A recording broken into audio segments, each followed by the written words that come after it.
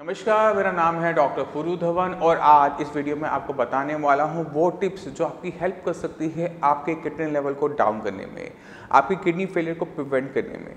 क्योंकि kidney failure के patient के अंदर हम क्या देखते हैं कि एक बार जब लेवल बढ़ने शुरू होते हैं इस क्रिएटिनिन के तो वो रुक नहीं पाते। पेशेंट का क्रिएटिनिन लेवल 2 था, अगले महीने वो 3 हो जाता है, कुछ टाइम में 4 हो जाता है और जैसे जैसे बढ़ता चला जाता है उतनी स्पीड से तेज़ी से ये आगे की तरफ बढ़ता है। तो किस तरह से अपनी डाइट में मॉडिफिकेशन कर अपनी एक्सरसाइज को मॉडिफाई कर हम इस कंट्रोल में लेकर आ सकते हैं क्रिएटिनिन को। क्योंकि एक बार क्रिएटिनिन कंट्रोल में आ गया तो आप ये कह सकते हैं कि आपकी किडनी फेलियर की कंडीशन भी कंट्रोल में आ गई।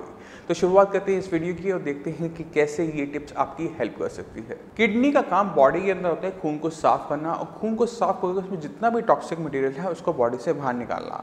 साथ ही साथ बॉडी के अंदर जितने इलेक्ट्रोलाइट्स होते हैं, वाटर होता है, उनका मेंटेनेंस भी हमारी किडनी करती है। तो जब हमारी किडनी में किसी भी टाइप से नुकसान पहुंचना शुरू होता है, बीपी से, शुगर से, तो ये जो किडनी का फंक्शन होते हैं इस पे इफेक्ट आना शुरू होता है कि किडनी सही तरीके से टॉक्सिक मटेरियल को फिल्टर आउट नहीं कर पा रही होती और उसका रिजल्ट क्या होता है कि हमारी बॉडी के अंदर क्रिएटिनिन और यूरिया के लेवल्स बढ़ने शुरू हो जाते हैं, हमारी बॉडी में पोटेशियम इकट्ठा होना शुरू हो जाता है, पानी की ओवरलोडिंग होनी शुरू हो जाती है। तो इस बढ़ते हुए लेवल ऑफ क्रिएटिनिन को, यूरिया को, पोटेशियम को हम दो तरीके से अपनी बॉडी के अंदर कंट्रोल कर सकते हैं। पहला तरीका ये होता है कि हम इसे बॉडी में ही कम जाने दें। भाई पानी कम पिया तो आपकी स्वेलिंग कम आएगी, पोटेशियम कम इनटेक किया तो पोटेशियम आपका कम बढ़ेगा, प्रोटीन इनटेक नहीं किया तो आपका क्रिएटिनिन नहीं बढ़ेगा। एक तरीका ये होता है। दूसरा तरीका ये होता है कि हम किडनी की फंक्शनिंग को बढ़ा लें, क्योंकि किडनी के पास क्षमता होती है अपनी फंक्शनिंग को बढ़ाने की। किडनी के पास पावर नहीं है रीजनरेट होने की, यानी जो हिस्सा किडनी का डैमेज हो जाता है वो डैमेज ही रहता है, वो रिपेयर बहुत ज़्यादा नहीं हो पाता। मगर किडनी के पास ताकत होती है अपनी फंक्शनिंग को बढ़ाने की कि अगर वो 20% बची हुई है तो 20% से वो 40% का काम कर सकती है। और इसी को कैसे यूज़ करते हैं मैं आपको इस वीडियो में आगे बताऊंगा। चलते हैं टिप नंबर 1 और देखते हैं वो आपकी कैसे मदद कर सकती है। टिप नंबर 1 है आइडेंटिफाई द कॉज। देखिए, किसी की भी किडनी फेल हो रही होती है तो उसके पीछे कोई ना कोई कारण होता है और बहुत कम पेशेंट जो मेरे पास आते हैं वो जानते हैं कि उनकी किडनी किस वजह से खराब हो रही है। तो अगर एक पेशेंट अपनी किडनी को फेल करने के पीछे कारण को जान लेता है तो काफ़ी हद तक उसको मदद मिल जाती है अपनी किडनी की कंडीशन को कंट्रोल करने में। रीज़न क्या? अगर मान लो आपकी किडनी को बीपी खराब कर रहा है, हाई बीपी की वजह से आपकी किडनी खराब हो रही है, तो अगर आप साइंस इंजीनियरिंग में भी आओगे तो पहला काम हमारा यही होगा कि आपके बढ़े हुए बीपी को कंट्रोल में लेकर आना किसी भी तरीके से। हो सकता है आप ऑलरेडी बीपी की मेडिसिन ले रहे हो कि आप दिन में 2, 3, 4 बार अलग अलग टैबलेट ले रहे हो बीपी की, बट वो अगर फिर भी कंट्रोल में नहीं है तो भी यहाँ पर जो पहला काम यही होगा कि आपके ब्लड प्रेशर को कंट्रोल में लेकर आना। क्योंकि अगर हमने आपके बीपी पे कंट्रोल नहीं किया तो वो बढ़ा हुआ बीपी आपकी किडनी के अंदर नुकसान करता रहेगा और जितना नुकसान होता चला जाएगा उतने क्रिएटिनिन लेवल आपके बढ़ते चले जाएंगे। तो किसी भी चीज़ को अगर हम रिपेयर करना चाहते हैं तो सबसे पहले होता है कि उसको हो रहे नुकसान को रोका जाए और वही सबसे पहला काम करता है KFRT का स्टेप नंबर 1 कि कॉज को आइडेंटिफाई करना। एक बार कॉज आइडेंटिफाई हो गया कि आपके केस में अगर आपकी किडनी श्रिंक कर रही है, आपकी किडनी में स्कारिंग हो रही है और आपका बीपी अनकंट्रोलेबल में बढ़ा रहता है, तो हम कह सकते हैं ना कि ये जो किडनी फेल हो रही है बीपी की वजह से हो रही है। या फिर आपकी हिस्ट्री मिलती है कि आप क्रॉनिक डायबिटिक हो, 15-20 साल हो गए आप डायबिटिक हो और उस डायबिटीज़ की वजह से आपकी किडनी पे असर आ रहा है या डायबिटीज़ की मेडिसिन की वजह से आपकी किडनी पर असर आ रहा है, तो हम कह सकते हैं ना कि इसके पीछे जो कल्पिट है वो डायबिटीज़ है। तो अगर जब तक ये आपकी बॉडी में अनकंट्रोल नहीं होंगे, आपकी किडनी को हर सेकंड नुकसान पहुंचता रहेगा और जब तक ये नुकसान पहुंचता रहेगा हम जितनी मर्जी मेडिसिन कर लें, जितनी मर्जी ताकत लगा लें, इस किडनी को हम रिपेयर करना इम्पॉसिबल हो जाता है। तो सबसे पहला काम होता है आइडेंटिफाई द कॉज। अपने किडनी के खराब करने के कारण को पहचानो और उस पर काम करना शुरू करो। देखिए, 40% जो पेशेंट आते हैं वो सिर्फ बीपी की वजह से होते हैं और 40% वो होते हैं जो डायबिटीज़ की वजह से होते हैं। अगर इन दो बीमारियों को आप कंट्रोल में कर लोगे तो आपके लेवल्स आगे बढ़ने बंद हो जाते हैं। अब चलते हैं टिप नंबर 2 पे। एक बार आपने अपने बीपी को कंट्रोल में कर लिया, शुगर में कंट्रोल कर लिया, उसके बाद शुरू होती है मॉनिटरिंग। क्योंकि ये जो बीपी है, शुगर है, इन्हें हर सेकंड हर मिनट कंट्रोल में रहना ज़रूरी है। अगर आपका बीपी सुबह कंट्रोल में है, शाम को बढ़ जाता है तो आपकी किडनी को शाम को नुकसान पहुंचाता है। अगर शुगर आपकी सुबह ठीक रहती है, शाम को बढ़ जाती है तो आपकी किडनी को शाम को नुकसान पहुंचाती है। इसलिए इस बीपी और शुगर का डेली बेसिस पे सुबह शाम दिन में 2 बार मिनिमम मॉनिटरिंग ज़रूरी है कि इनको डेली देखो कि कहीं ये लेवल बढ़ तो नहीं रहे। कहीं ये लेवल बढ़ने शुरू हो जाएंगे तो आपकी किडनी को फिर से नुकसान होना शुरू हो जाएगा और आपकी दिक्कत बढ़नी शुरू हो जाती है। तो टिप नंबर 2 में यही है कि आप इसको सही तरीके से मॉनिटर करें जिससे इस पर आप अच्छे से लगाम लगा के रख सकें। अब चलते हैं टिप नंबर 3 और वो है डाइट। देखिए हमारी बॉडी में जो भी जा रहा है वो जा रहा है डाइट से, हमारे खाने पीने से। तो अगर एक किडनी फेलियर का पेशेंट डाइट को अच्छे तरीके से समझ लेते हैं कि क्या खाना है क्या नहीं खाना, तो अपनी बॉडी के अंदर के एनवायरनमेंट को बहुत आराम से कंट्रोल कर सकता है। हमारी बॉडी में जो भी पोटेशियम जा रहा है, जो भी पानी जा रहा है, जो भी क्रिएटिनिन जा रहा है, वो हमारी खाने पीने की चीज़ों से जा रहा है। तो उससे कंट्रोल करने के लिए आपको डाइट को समझना बहुत ज़्यादा ज़रूरी हो जाता है। तो शुरुआत करते हैं क्रिएटिनिन से और देखते हैं कि क्रिएटिनिन कैसे आप कंट्रोल कर सकते हैं अपनी डाइट को ठीक ठाक करके। ये जो क्रिएटिनिन है ये हमारी बॉडी में बनने वाला वेस्ट मटेरियल है जो हमारी मांसपेशियाँ मसल्स बनाती हैं। तो अगर हम चाहते हैं कि बॉडी में इसकी प्रोडक्शन कम हो तो बॉडी में हमें प्रोटीन का इंटेक कम करना पड़ता है। यानी जो patient chicken, mutton, fish, egg बहुत ज़्यादा अमाउंट में लेते हैं, डायलिसिस नहीं करवा रहे फिर भी लेते हैं, तो भी उनकी बॉडी के अंदर बहुत ज़्यादा अमाउंट में क्रिएटिनिन को तेज़ी से बढ़ता हुआ देखा जाता है। इसलिए जितने भी डॉक्टर्स होते हैं वो आपको एडवाइस करते हैं या तो आप कुछ टाइम के लिए प्रोटीन फ्री डाइट पे चले जाइए या फिर आप प्रोटीन को मॉडिफाई कर दीजिए। अगर पेशेंट की जो हेल्थ है अच्छी है, स्ट्रॉन्ग है, बिल्ड अच्छा है, तो पेशेंट को अगर हम कुछ टाइम प्रोटीन फ्री डाइट पर भी रखते हैं तो पेशेंट को किसी टाइप की दिक्कत नहीं होती। और अगर पेशेंट आपका कमज़ोर है, वीक है, उसे प्रोटीन की ज़रूरत है तो उसको प्रोटीन मॉडिफाई करके दिया जा सकता है। ये जो मॉडिफाइड प्रोटीन होता है वो क्या होता है, अब ये भी सवाल उठता है। देखिए प्रोटीन जो होता है हमारी बॉडी में जाने के बाद डाइजेशन के टाइम में, मेटाबॉलिज्म के टाइम में बहुत ज़्यादा वेस्ट मटेरियल तैयार करता है। तो हमें ऐसा प्रोटीन चाहिए होता है जो 100% एब्जॉर्ब हो जाए और किसी भी टाइप का वेस्ट मटेरियल ना बनाए। तो साइंस इंजीनियरिंग में हम क्या करते हैं, जितने भी पेशेंट किडनी फेलियर के आते हैं जिनको हमें प्रोटीन देना होता है तो 1 कटोरी मूंग की दाल या फिर 2 एग वाइट का एडवाइस किया जाता है प्रोटीन कि अगर आप ये लेंगे, हफ्ते में 2-3 बार ले लेंगे तो आपके क्रिएटिनिन के लेवल जब इसकी वजह से नहीं करेंगे। तो ये बहुत ज़्यादा ज़रूरी हो जाता है बॉडी को ठीक रखना, क्योंकि क्रिएटिनिन डाउन करना है, तेज़ी से करना है। आप प्रोटीन बंद कर दो, आपके क्रिएटिनिन लेवल बहुत तेज़ी से नीचे डाउन होने शुरू हो जाएंगे, मगर आपकी बॉडी में वीकनेस भी आनी शुरू हो जाएगी, आपको कमज़ोरी फील होनी शुरू हो जाएगी, आपका वेट डाउन होना शुरू हो जाएगा क्योंकि आप प्रोटीन लॉस कर रहे हो। तो हमें इसे कंपनसेट तो करना होता है। अब कंपनसेट करने के लिए हमें एक राइट प्रोटीन आपको देना पड़ता है और ये राइट प्रोटीन होता है मूंग की दाल या एग वाइट। तो बहुत ज़रूरी है अपनी बॉडी के लिए हिसाब से सही अमाउंट में सही तरीके का प्रोटीन इंटेक करना अगर आप किडनी के फेलियर के पेशेंट हो तो। अब चलते हैं पोटेशियम पे। देखिए पोटेशियम जो होती है शायद वो क्रिएटिनिन से भी ज़्यादा खतरनाक चीज़ होती है। क्रिएटिनिन बॉडी में बढ़ेगा तो मसल्स क्रैम्प देगा, इचिंग देगा, इससे ज़्यादा कुछ परेशानी वो बॉडी के अंदर तैयार नहीं करता। मगर पोटेशियम जो होता है बिना सिम्टम जनरेट किए आपको दे सकता है हार्ट अटैक, इसलिए इसे कंट्रोल करना बहुत ज़्यादा ज़रूरी है। जब तक पोटेशियम बॉडी में ठीक ठाक है, नॉर्मल रेंज में है, तो ये आपकी मसल्स को देता है ताकत। मगर अगर इसका लेवल 7+ होना शुरू हो जाए, बढ़ना शुरू हो जाए, तो ये पेशेंट को कभी भी हार्ट अटैक दे सकता है। तो इसको कंट्रोल करना बहुत ज़्यादा ज़रूरी होता है। और ये जो पोटेशियम होता है हमारी बॉडी में हर खाने पीने की चीज़ से जाता है, चाहे हम फ्रूट्स खाएँ, वेजिटेबल्स खाएँ, वीट खाएँ, राइस खाएँ, सब में जाएगा। मगर किसी चीज़ के अंदर ये कुदरती रूप से कम होता है, किसी चीज़ में ये नेचुरल वे में ज़्यादा होता है। तो एक किडनी फेलियर के पेशेंट को साइंस इंजीनियरिंग में ये एडवाइस किया जाता है कि अगर बॉडी के अंदर पोटेशियम को आपने अच्छे तरीके से कंट्रोल करना है तो आप उन चीज़ों को सिलेक्ट करो खाने पीने के अंदर जिनमें नेचुरल वे में ही पोटेशियम की मात्रा कम होती है, नेचुरल वे में ही आपको वो बेनिफिट दे जाएगा, आपकी किडनी को किसी टाइप का नुकसान नहीं पहुंचाएगा, किडनी को किसी टाइप का ओवरलोड नहीं देगा पोटेशियम का। तो इसको समझना हर किडनी फेलियर पेशेंट के लिए ज़रूरी हो जाता है। तो चलते हैं वेजिटेबल्स में और देखते हैं कि कैसे वेजिटेबल्स को आपने सेलेक्ट करना है, कौन सी खानी है और कौन सी नहीं खानी है। देखिए साइंस इंजीनियर ने बहुत छोटा सा रूल बना रखा है कि जो भी सब्जी ज़मीन के नीचे लगती है वो आपने नहीं खानी। जैसे आलू है, शकरकंदी है, अरबी है, जिमीकंद है, कचालू है, शलगम है, जो भी सब्जी ज़मीन के नीचे लगती है, जड़ वाली सब्जी आपने बिल्कुल भी नहीं देनी, सिवाय 3 के, गाजर, मूली और प्याज। ये 3 सब्जियां हैं, ज़मीन के नीचे लगती हैं मगर इनमें कुदरती रूप से पोटेशियम की मात्रा कम होती है, तो ये पेशेंट को आप दे सकते हो, मगर इसका किसी भी टाइप का सूप और जूस आपने नहीं देना होता। अब चलते हैं पत्तेदार सब्जियों की तरफ। पत्तेदार सब्जियां जैसे पालक, बथुआ, मेथी, धनिया, पुदीना, ये जितनी भी सब्जियां होती हैं पत्तेदार होती हैं, इनमें भी कुदरती रूप से पोटेशियम की मात्रा ज़्यादा होती है, तो ये सब्जियां भी आपने पेशेंट को नहीं देनी होती। इनको दोगे फिर पोटेशियम के लेवल बढ़ने शुरू हो जाएंगे, तो इसको आपने अवॉइड करना है।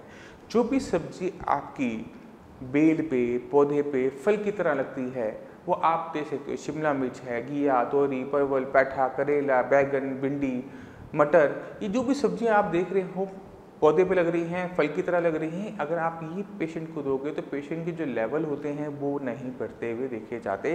पेशेंट का पोटेशियम बहुत अच्छी तरीके से कंट्रोल में रहता है। इसी तरह से आप फ्रूट्स पे चलते हैं, देखते हैं कौन से फ्रूट्स खाने होते हैं और कौन से नहीं खाने होते हैं। देखिए फ्रूट्स के मामले में फ्रूट सारे अलाउड होते हैं, कुछ एक्सेप्शंस हैं, उसको आपको याद रखना ज़रूरी होता है। जैसे केला नहीं देना, कीवी नहीं देना, आपने कोकोनट नहीं देना होता, कोकोनट का पानी बिल्कुल भी नहीं देना होता।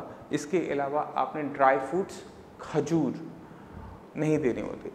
इसके अलावा जो मना किया जाता है वो है सिट्रस फ्रूट्स यानी खट्टे फल, जैसे संतरा, मौसमी, कीनू, आम, क्योंकि ये जो होते हैं ये सिट्रिक होते हैं, एसिडिक होते हैं, इनमें बहुत ज़्यादा सिट्रिक एसिड होता है या एस्कॉर्बिक एसिड होता है।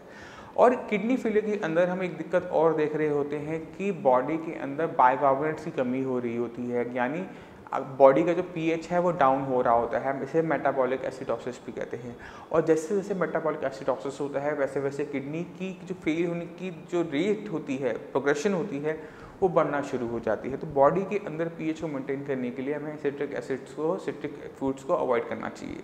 अब सवाल उठता है कि कौन से खाने हैं, तो इसके अलावा जितने भी फ्रूट्स होते हैं, पपीता है, चीकू है, स्ट्रॉबेरी है, आपका खरबूजा है, तरबूज है, सारे फल आप खा सकते हो, मगर इसमें ध्यान रखने वाली बात होती है क्वांटिटी कि कितने क्वांटिटी में आप खा रहे हो।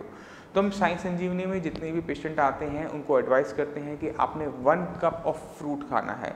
अब 1 कप को आप स्ट्रॉबेरी से भर लो, ग्रेप से भर लो, खरबूजे से भर लो, तरबूजे से भर लो, वो आपकी मर्जी है, आप उससे क्या खाना पसंद करते हो, मगर पूरे दिन भर में आपकी क्वांटिटी फ्रूट्स की 1 कप ही रहेगी। अब चलते हैं आपके वाटर पे और देखते हैं कि वाटर आपने कितनी अमाउंट में और कैसे लेना होता है। देखिए आपकी किडनी सही तरीके से वाटर को फिल्टर नहीं कर पा रही, तो हो सकता है आपके पैरों पे आपको स्वेलिंग मिल रही हो और हो सकता है आपको नहीं मिल रही हो। तो पानी हमने अपनी बॉडी के हिसाब से लेना होता है। अगर आपके लिप्स ड्राई कर रहे हैं, सूख रहे हैं, जुबान चिपक रही है, बोलने में दिक्कत हो रही है, तो पानी आपने थोड़ा थोड़ा करके लेना है, क्योंकि किडनी को अगर आप 1 लीटर पानी एकदम डाल दोगे बॉडी के अंदर तो किडनी पे लोड आएगा, किडनी को लोड आएगा उसे फिल्टर करने का, तो इतना लोड तो बेचारी संभाल नहीं पाएगी। तो हम क्या करते हैं कि हम धीरे धीरे सप्लाई लेते हैं पानी की। आपने शुरुआत करनी है सिपिंग से, आप सिप करते जाइए पानी को, पीते जाइए। तो एक टाइम में आप आधा से कप से लेकर 1 कप तक का पानी आप एक टाइम में पीजिए, फिर प्यास लगे दोबारा पी लीजिए, मगर तब जब आपको प्यास लगे। अगर आपके पैरों में स्वेलिंग है और आपके होंठ नहीं सूख रहे तो आपको पानी नहीं पीना है। आपको जो बाकी चीज़ें होती हैं जैसे चाय, कॉफ़ी, दूध, उसको भी लिमिट कर कर अपने पानी की क्वांटिटी को कम कर कर यूरिन के आउटपुट से निकाल कर अपनी स्वेलिंग को घटा लेना है। अब कुछ चीज़ें ऐसी होती हैं जिनके अंदर ना जाने रूप में आप बहुत ज़्यादा अमाउंट में पोटेशियम ले लेते हो, क्योंकि पेशेंट आते हैं, पेशेंट अपनी रिपोर्ट दिखाते हैं creatinine down, urea down, potassium up, हम भी परेशान हो जाते हैं कि ये लेवल कैसे बढ़ गया। तो अगर कोई भी किडनी फेलियर का पेशेंट गुड़ खाता है, गुड़, जैगरी, उसकी फॉर्म शक्कर, या फिर खाता है लो पोटेशियम सॉल्ट, जो कि नमक हमें बीपी कंट्रोल करने के लिए मिलता है, क्योंकि बीपी हर किडनी फेलियर पेशेंट के अंदर आपको एसोसिएटेड मिलेगा कि वो बढ़ रहा है। उसे कंट्रोल करने के लिए अक्सर कोई ना कोई आपको एडवाइस कर देता है कि आप लो सोडियम सॉल्ट क्यों नहीं खा लेते, मार्केट में आ तो रहा है, ऐड तो आ रही है, खाते क्यों नहीं हो। तो जब पेशेंट इन चीज़ों को लेना शुरू करता है तो उसके जो पोटेशियम के लेवल्स हैं बढ़ने शुरू हो जाते हैं। तो किडनी फेलियर के पेशेंट को लो सोडियम सॉल्ट बिल्कुल नहीं लेना होता, गुड़ का सेवन बिल्कुल नहीं करना होता। गुड़ का सेवन इसलिए भी नहीं करना होता क्योंकि जो गुड़ है वो बना होता है गन्ने से, गन्ने के रस से। अब इतना बड़ा गन्ने को इतने से गुड़ में कन्वर्ट कर दिया जाता है, तो इतने बड़े गन्ने में जो पोटेशियम था वो इतने से गुड़ में आ जाता है, और आप ज़रा सा गुड़ भी खाओगे तो आपका सडनली एकदम पोटेशियम जंप कर जाएगा। तो ये गलती आपने बिल्कुल भी नहीं करनी। खाने पीने के अंदर इन चीज़ों का ध्यान रखना है कि कोई भी जूस, कंसंट्रेटेड फॉर्म ऑफ किसी भी जूस की, या फिर ड्राई फ्रूट्स, या फिर आपने सूप, या फिर गुड़ आपने बिल्कुल नहीं खाना। अगर आप खाएंगे पोटेशियम के लेवल्स आपको अपने आप ऑटोमेटिक तरीके से बढ़ते हुए नजर आ जाएंगे। तो ये था मोटा मोटा डाइट के बारे में, जिसे आप समझकर सही तरीके से फॉलो कर अपनी बॉडी के अंदर के एनवायरनमेंट को बहुत अच्छी तरीके से कंट्रोल कर सकते हो। अगर ये कंट्रोल में आ गया तो आपकी किडनी फेलियर की दिक्कत काफ़ी हद तक प्रिवेंट हो जाती है। किडनी फेलियर के पेशेंट के अंदर हमें अक्सर एक्सरसाइज को मना करना पड़ता है कि आप एक्सरसाइज मत करना, एक्सरसाइज करने से मसल मेटाबॉलिज्म बढ़ेगा, थकावट बढ़ेगी और क्रिएटिनिन की सेक्रेशंस बढ़ जाएंगी। मगर पेशेंट को मैं ऐसी एक्सरसाइज बतानी पड़ती है जो पेशेंट की कंडीशन में हेल्प करे। बॉडी के अंदर टॉक्सिक मटेरियल इकट्ठा हो रहा है और टॉक्सिक मटेरियल को बंद करने के लिए हमें बॉडी को चाहिए होती है ऑक्सीजन, और ये ऑक्सीजन हमें कुछ एक्सरसाइज से ज़्यादा अमाउंट में मिलना शुरू हो जाती है। ये एक्सरसाइज होती है ब्रीथिंग एक्सरसाइज या फिर योगा एक्सरसाइज। तो किडनी फेलियर के पेशेंट्स को बीपी मैनेजमेंट के लिए या बॉडी के अंदर टॉक्सिक मटेरियल को अच्छी तरीके से कंट्रोल करने के लिए साई संजीवनी में एडवाइस किया जाता है कि आप अनुलोम विलोम, प्राणायाम, कपालभाति और योगा के आसन आप ज़रूर करें। इससे क्या होगा, जब आप ब्रीथ करेंगे तो बॉडी के अंदर ऑक्सीजन ज़्यादा जाएगी और जो ऑक्सीजन आपकी बॉडी में जा रही है वो आपकी बॉडी के अंदर जो भी टॉक्सिक मटेरियल है उसे ऑक्सीडाइज करने में हेल्प करेगा। और जैसे जैसे वो ऑक्सीडाइज होता जाएगा आपकी किडनी भी रिपेयर होना शुरू हो जाती है। रिजल्ट क्या होता है, एकदम नहीं मिलते, मगर 6 महीने के बाद आपकी कंडीशन मच बेटर होती है अगर आप कॉन्टिन्यूसली अनुलोम विलोम, प्राणायाम, कपालभाति ये सारी एक्सरसाइज करते हैं। तो किडनी फेल होने के पीछे और भी बहुत कारण होते हैं, जैसे तंबाकू का सेवन, क्योंकि तंबाकू की वजह से क्या होता है, बीपी बढ़ता है और बढ़ा हुआ बीपी आपकी किडनी को नुकसान पहुँचाता है। तो तंबाकू जैसी चीज़ आपको छोड़नी होती है। पेशेंट जो बहुत ज़्यादा अमाउंट में कॉफ़ी पीते हैं वो उनको छोड़नी होती है। अब अपनी चलते हैं नेक्स्ट स्टेप पे और वह है बूस्ट योर किडनी फंक्शंस। देखिए, जब किडनी किसी की खराब होनी शुरू होती है, ट्रीटमेंट स्टार्ट होता है, तो अगर आप ट्रीटमेंट का प्रिस्क्रिप्शन निकालेंगे, मेडिसिन का पर्चा निकालेंगे, तो आपको सारी मेडिसिन मिल जाएंगी। आपको बीपी की मेडिसिन मिल जाएगी, शुगर की मेडिसिन मिल जाएगी, विटामिन डी मिल जाएगा, कैल्शियम मिल जाएगा, डाययूरेटिक्स मिल जाएंगे, बट कोई भी ऐसी मेडिसिन नहीं मिलती जो आपकी किडनी को बचा सके, किडनी की फंक्शनिंग को बढ़ा सके। क्योंकि किडनी की फंक्शनिंग कम हो रही है तो कुछ तो किडनी के लिए होना चाहिए जो किडनी की फंक्शनिंग को बढ़ाकर आपकी किडनी को प्रिवेंट कर सके, किडनी को भाग कर सके, यूरिया को भाग कर सके। ये इसलिए नहीं हो पाता क्योंकि एलोपैथिक मेडिसिन में ऐसी मेडिसिन अभी डेवलप नहीं हुई है, मगर आयुर्वेद इसको कई सालों से करता आ रहा है, कई हज़ारों सालों से करता आ रहा है। तो हम क्या कहते हैं साई संजीवनी में कि किडनी जो डैमेज हो गई है वो हो गई है, वो रिपेयर नहीं होती, मगर जो किडनी आपकी फंक्शनिंग कर रही है उसकी फंक्शनिंग को बूस्ट कर आपके किडनी लेवल को डाउन किया जा सकता है। तो हमें उसके लिए काम करना पड़ता है सबसे पहले आपकी किडनी फेल के कारण पे, जो मैंने आपको टिप में भी बताया कि आप उसे कंट्रोल कर डैमेज को रोक सकते हो। तो पहला काम क्या करना है, आइडेंटिफाई द कॉज। उसको आइडेंटिफाई करो, उस कॉज को कंट्रोल में लेकर आओ, उसको डेली मॉनिटर करो। एक बार वो कंट्रोल में आ जाता है तो सेकेंड स्टेप शुरू हो जाता है, वो है किडनी की फंक्शनिंग को बूस्ट करना। क्योंकि किडनी की के पास खासियत होती है कि अगर वो 20% भी बच के ठीक से काम कर रही है तो वो अपने फंक्शन को 40 से 50% तक एक्सपेंड कर सकती है। अगर वो अपने फंक्शन को एक्सपेंड कर लेती है तो उससे पेशेंट को क्या बेनिफिट मिलता है कि किडनी लेवल जो उनका 7 था वो 2 हो जाता है, 1 हो जाता है, नॉर्मल हो जाता है, क्योंकि किडनी अपने आप काम करना शुरू कर देती है, चीज़ों को फिल्टर आउट करना शुरू कर देती है, यूरिया लेवल्स नॉर्मल होने शुरू हो जाते हैं। अब जब बॉडी में टॉक्सिक मटेरियल नहीं है तो बॉडी में जो सिम्टम आ रहे होते हैं वो ख़त्म हो चुके होते हैं। तो बेसिकली ये एक ऐसा तरीका है जिसमें आप अपनी खुद की डायलिसिस मशीन को यूज़ करते हो। आप अपनी किडनी की फंक्शनिंग बढ़ाकर अपने ब्लड को खुद ब खुद फिल्टर करना शुरू करते हो। आपको डायलिसिस की जरूरत नहीं पड़ती, आपको ट्रांसप्लांट की नहीं जरूरत पड़ती। और जब हमारी बॉडी में टॉक्सिक मटेरियल नहीं है, बीपी कंट्रोल में है, शुगर हमारा कंट्रोल में है, तो बॉडी अपने आप किडनी को रिवाइव करने की कोशिश करती है, उसको अपने आप हील करने की कोशिश करती है। और वही तो हमें चाहिए था कि किडनी अपने आप सारे काम करना शुरू कर दे, अपने आप खून को फिल्टर करना शुरू कर दे, हमारी बॉडी में जो वेस्ट मटेरियल इकट्ठा हो रहा है वो ना हो। वही इस KFRT ट्रीटमेंट का साई संजीवनी का मकसद था। मैं उम्मीद करता हूँ इस वीडियो से आप काफ़ी कुछ समझ गए होंगे किडनी फेलियर के बारे में, किडनी फेलियर को कैसे हम प्रिवेंट कर सकते हैं, कैसे उसको हम कंट्रोल में लेकर आ सकते हैं। फिर भी आपके माइंड में कोई भी डाउट हो, कुछ भी पूछना चाहते हो तो नीचे दिए हुए नंबर पर कॉल कर साई संजीवनी के डॉक्टर से आप फ्री ऑफ कॉस्ट कंसल्टेशन ले सकते हैं। आप अपॉइंटमेंट लेकर मुझसे भी आकर मिल सकते हैं। आप हमारी साइट saikidney.com पर जाकर फर्दर इन्फॉर्मेशन ले सकते हैं।